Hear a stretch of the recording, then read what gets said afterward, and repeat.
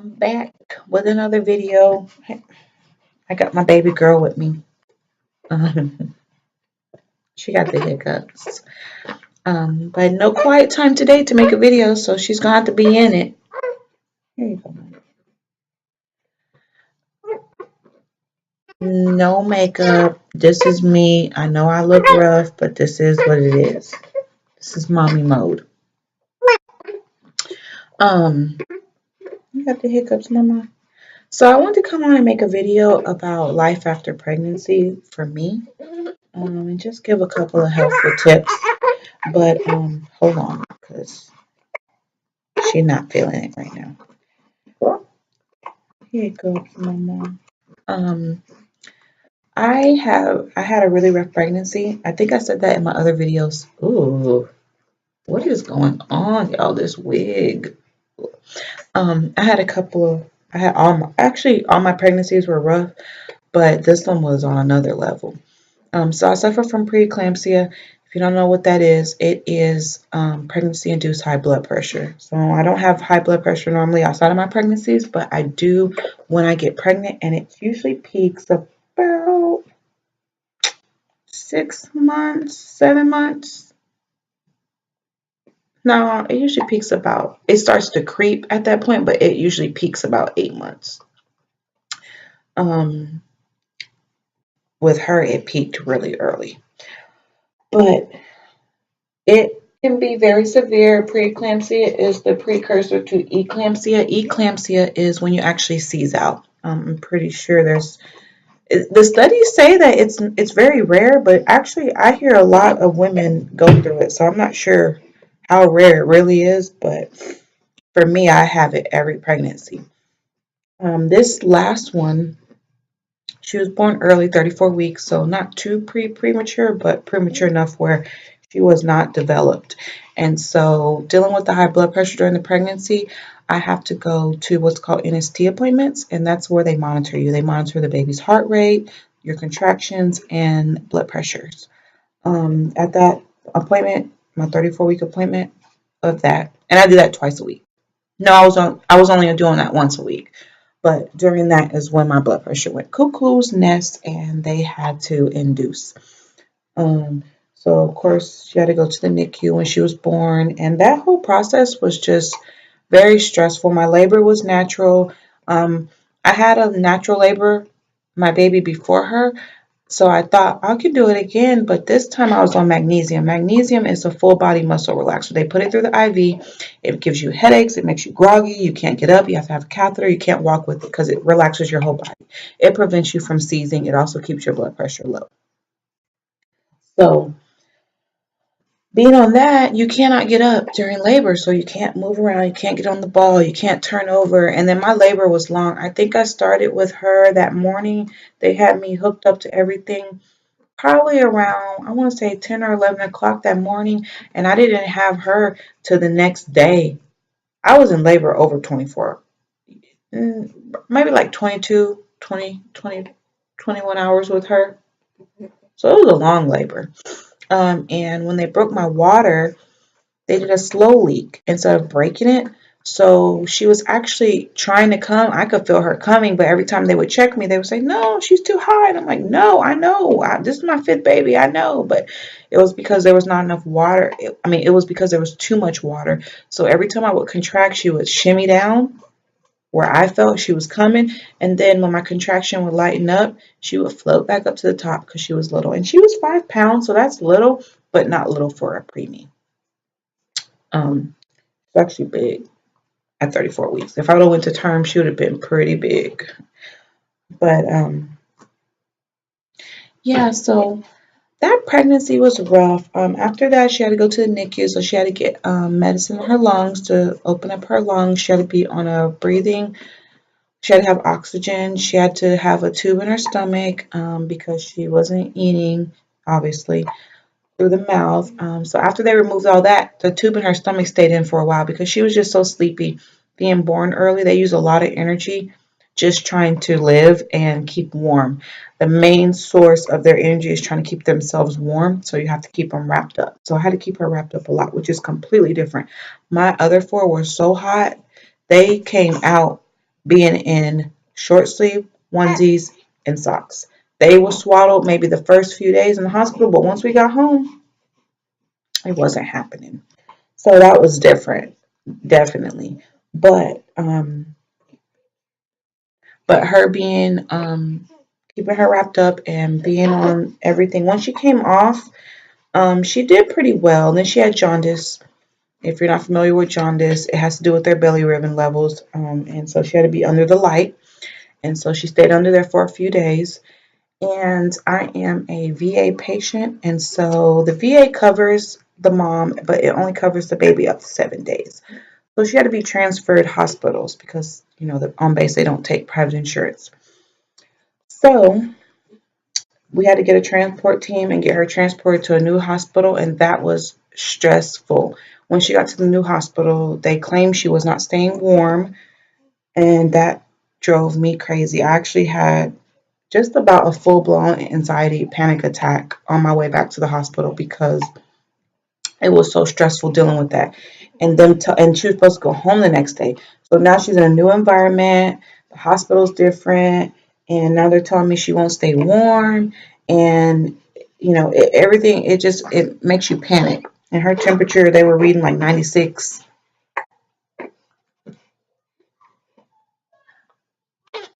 Oh, what is it, boo boo? So anyway, mommy mode, I grabbed some blankets and her clothes because she didn't have much there. Took them up there. They let me spend the night with her. So they gave me a room with her, and I wrapped her up, bundled her up, got her temperature back where it wasn't. And it was just a change. It was really cold when they transported her. And even though they're in the incubator, still the new environment and everything, everybody's different. She's been in one place for her since she came out, and then going to a new area, and it's colder over there. Their temperature in their hospital was in their NICU was actually colder than it was at Samsey. So dealing with that really affected her temperatures. And so made it through that. I stayed the night with her a couple of nights. They finally released her. They didn't want to release her because she was not peeing enough. She had a few stools, but she wasn't peeing enough, so they felt like she wasn't getting enough. So, but they went ahead and released her to me.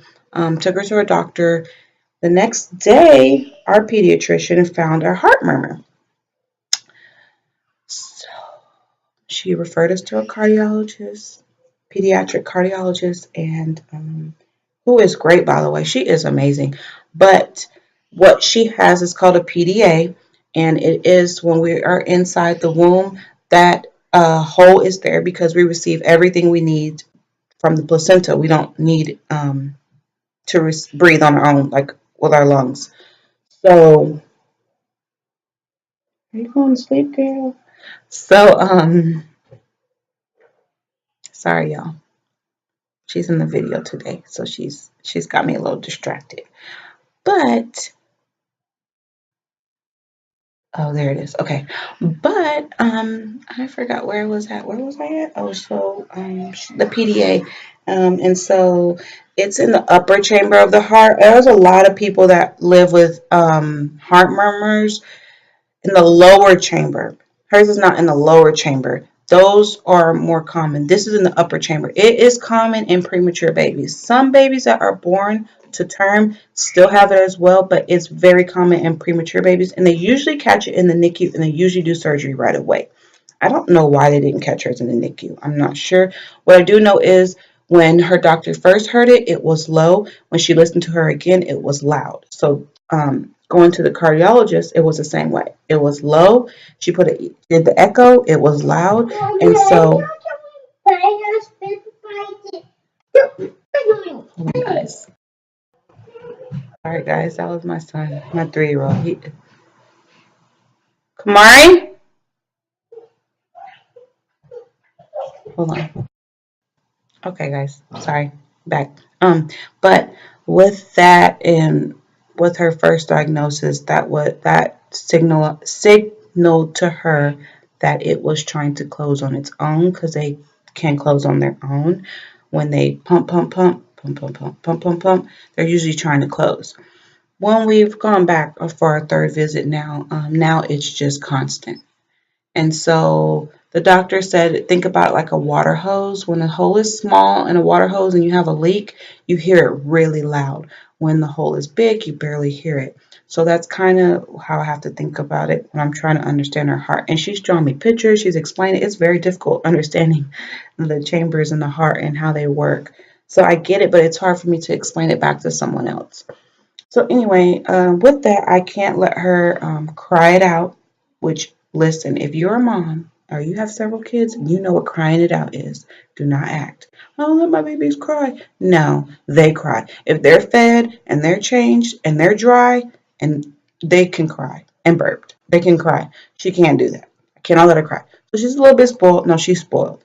I have to make sure she stays warm, and I cannot let her get sick because that will really weaken her heart. So my 6-year-old had the flu over Christmas break, and that was super stressful because thinking about her getting the flu could really take her. Well, she would have to go back to the hospital. She couldn't stay home and me treat her with that. And they basically treated my whole family because all my kids are so small. So everybody had Tamiflu preventive just to make sure that they didn't get sick and that she didn't get sick.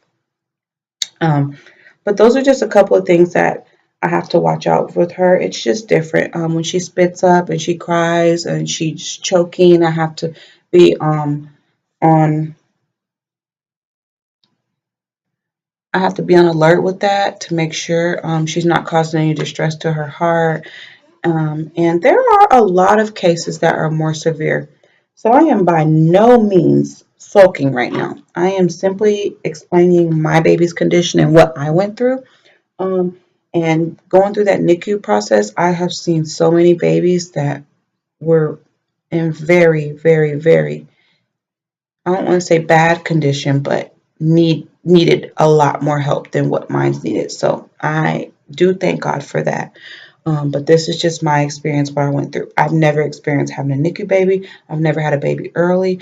All the things that she was hooked up to, it was just different for me. When you have so many kids and you feel like you're a professional mom and you get hit with something like that, it's like, whoa. I have to treat her like she was baby number one. Baby number one, where you're all cautious and doing everything perfect and right, and you're all this and that. That's what she is for me. And she's baby number 5. So that's really different for me. Um, she's sleeping now. But yeah, so going through all of that, let me get this hair on her face. Going through all of that really took a toll on me. In addition to that, I struggled with my own blood pressure, with a little bit of postpartum depression, baby blues. It was very hard and anxiety through the roof. Um, Being in the hospital gives me anxiety. My blood pressure is so much higher when I am in there, and it is just very difficult for me because you can't control it. And if it gets too high, which I was severe high. They let me go with hypertension. I forget how it's classified, but there's levels to your blood pressure, and they let me go with a high range. They just had to get me out of severe range. So right now, even if I go back, I can get to, I believe, as long as I stay under 160 over 105, I stay under that, I am okay. Which for a normal person, that is extremely high. And with my first child, those are the numbers that actually got me put in the hospital. So because I've dealt with preeclampsia so many times, now they let me go a little bit higher because my body just tolerates it. The blood pressure, everybody is different in how they tolerate the blood pressure. And so I don't seize at those levels where someone else gets there and they just shoot up higher. I've gotten all the way up into the 200s, over hundreds before, um, but I've never seized out, so thank God for that. But just dealing with that and knowing that in any moment that could potentially happen and having to watch myself and what I eat and my migraines, I suffer from migraines, so those make your blood pressure higher when you're in pain. Even if you can deal with pain because I have a high pain tolerance, they still make your pressures higher because your body is feeding those signals of pain even though you're dealing with it. So just all of that had me loop de loop. I had crying spells. I felt down. I never felt suicidal and I never felt like harming my kids. So, for all the moms who are going through that, I really feel for you. I never got to that stage, but I did feel a lot of depressive moments where I just didn't want to, I just wanted to be out. Um, Not out, life out, but just out of this element. Just like pick me up, put me over here where it's quiet, but then put me back because if it's too quiet, I lose my mind. I don't do well being alone when I'm feeling like that. I need to be around people. I really need to be around my husband. He, like, when I'm feeling like that after the babies, his presence really, really helps me out. That's when I realize I need him the most. When I'm not pregnant, I'll be like, get from around me, go somewhere. But when I'm going through that, I really do need him. And so it has been a journey. And so I just wanted to say, to any moms going through that, you can get through it. Um, Talk to God because prayer really helped me. Going outside, I would go outside and just sit outside and breathe. Going outside and breathing in nature, breathing in the air, listening to the birds, the leaves, the grass, people around you. It really helps take away all of this. Because anxiety is this. It's when you feel overwhelmed. It's when you feel like you can't breathe. It's when you hear a loud noise and it irritates you to no end. I got to that point. My kids, they're so loud and I was used to that. But they would scream and it would make me so irritated. I'm like, why am I so angry with that scream? That all of that is anxiety. And so going outside and dealing with nature, it really just it brings you back. It zens you back. It centers you. Aromatherapy at night with my migraines, I really used a lot of aromatherapy. You have to be careful with it around babies because they're not supposed to breathe those in. So I have a diffuser and I just use the mist setting. Um, and I would let that into the air at night. So that would help me with breathing and sleeping and being at peace and clearing my mind and things like that. Um, I also would play with my children more, have them come around me more because I had to isolate my older children because of her. She was in my room, only in my room. Um, I had an air purifier in there. I had to make sure everything was sanitary so my older children couldn't come in there. And so that was stressful for me. And it's stressful when you are having to leave your kids. Like me being at the hospital with her and them being over here, even though I knew they were taken care of, they were in perfect care. My mom had them and my stepdad and their dad, and they were in great care, and my grandma. But me not being with them was very hard for me. The separation when your family's not together like that is very difficult and it's stressful. So a lot of people have to use medications to help them, but I did not want to go that route. And luckily, I had doctors who were able to help keep me centered and just say, hey, it's okay. These feelings are normal. I think a lot of times when we're going through something and somebody makes our feelings bigger than what they are, well, they're big, but when they blow it up, you blow it up. And when they panic, you panic. And so a lot of times the first resort is to give people medication. And so I'm glad that I didn't have to deal with doctors like that they understood, listened to me, and talked to me through it and helped me realize that my feelings were normal, that they weren't, out of the ordinary or something that, and of course, like I said, I was not homicidal or suicidal. So that is a difference as well. But I do know that nature and prayer and having your spirit centered really helps out with those thoughts and breathing. I talked about breathing in my video titled Relax, but breathing on the way to the hospital when they called me, I was trying to explain to my mom what was going on the phone, and I felt like I was about to lose myself, like an out of body experience. I was driving, and I felt like my heart was about to jump out my chest, and that I was just my whole body was about to convulse. That's how bad it was. I had to stop talking. I got quiet. I couldn't say anything. All I did was put both hands on the wheel, look forward, and breathe. And I had to tell myself to breathe. I was like, I had to literally breathe Malaysia in, breathe out, breathe in, breathe out in my head. And while in between doing that, God. God, help me. And I just prayed though. After I got my breathing intact, I prayed the entire way to the hospital because I really felt like I was about to lose myself. It was the scariest thing I've ever dealt with. I was about to pull over on the highway. It was dark. And I'm like, okay, I need to pull over and just get myself together. But I felt like if I pulled over, then I would really lose myself. Driving was keeping me centered. It was keeping me focused. And I'm not recommending anybody do this, okay? This is what I did. You may not think it's safe. You may not approve of it, but this is my video in my blog on what I did and how I cope. And again, I am not licensed, I am not a professional, so this is advice, malicious advice. So you can take it or you don't have to, but this is what I did and it worked for me. I do know though that it is proven that nature and essential oils and getting your spirituality in check, talking to God and being with Christ, those things are proven to help ease a lot of the things and a lot of the turmoil that go on in our minds. But I do, and I also know that mental illness is a lot.